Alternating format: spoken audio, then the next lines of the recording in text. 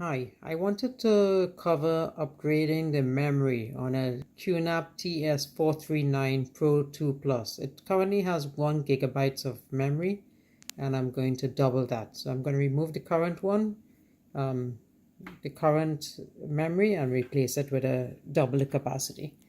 So what you need to do is take off the 3 screws in the back.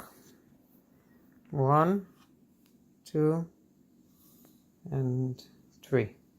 All right, and then you pry the cover off with a screwdriver, and this is what you get.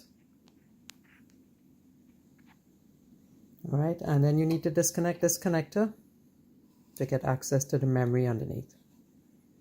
All right, the memory that I used was a Kingston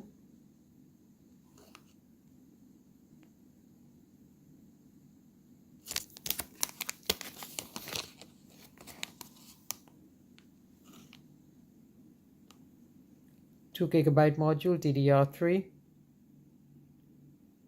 All right, non-ECC SODIMM.